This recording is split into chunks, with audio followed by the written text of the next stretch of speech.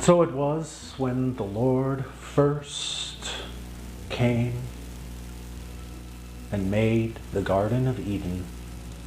He placed it upon the eastern edge of the land. And on the eastern side of the garden, the great waters of the ocean stretched on to the edge of the world.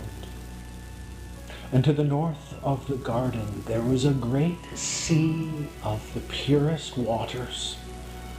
And any man who would walk into those waters would be purified of all their sins and transgressions. And so he did not place Adam and Eve on the north side of the garden when they left, for it was not yet time for that waters of purification to be had. And on the south side of the garden, though there was land aplenty, he did not place them there. For when the north wind would blow through the garden, it would carry with it the sweet smells of the trees and the fruits and all the plants that grew there.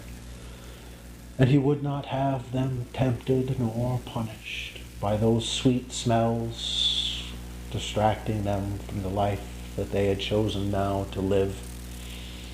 And so it was through the western gates to the west side of the garden that God commanded Adam and Eve to go.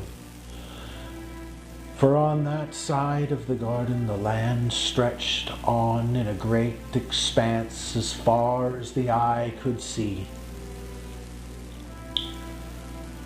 And it was there, as they were walking towards that western gate, they passed by the tree of knowledge of good and evil, and there in that moment they trembled and nearly fell upon their knees. For the tree no longer looked as beautiful and tempting as it had before. It was withered. It was withered and twisted, and the fruit no longer smelled of a sweet fragrance.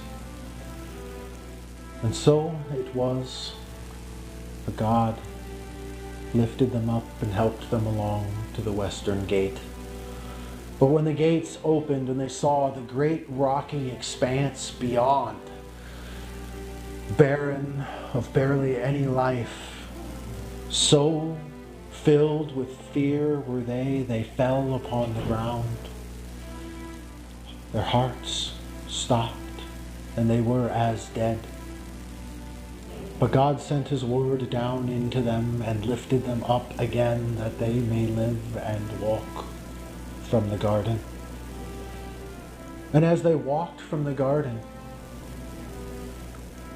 looking back one more time at the garden as the gates began to close, they saw the fiery cherubim and his great fiery sword. And again their hearts trembled. With such fear they fell down dead upon the ground. And the cherubim prayed up to the Lord, asking what it was that he should do, for he had not intended. For the frown he gave them for turning back, he feared was what had struck them down. But the Lord rested, assured the cherubim that he was to stand where he was. And he sent again his word down to Adam and Eve and lifted them up. And he told them that he had prepared for them a place below the garden called the Cave of Treasures, and that they were to go there and live. And Adam cried out to the Lord that he could not bear this toil, this great expanse of emptiness. And the Lord said that he would make a covenant with Adam, that in 5,500 years he would send his word as salvation to come unto the land of men, and a pathway would be made for them to return to him. But that for now, he must go and live with the choices that he had made when they chose to eat of the tree of knowledge. And so it was that Adam and Eve walked down the winding, twisting path and left the garden behind and went to dwell in the cave of treasures.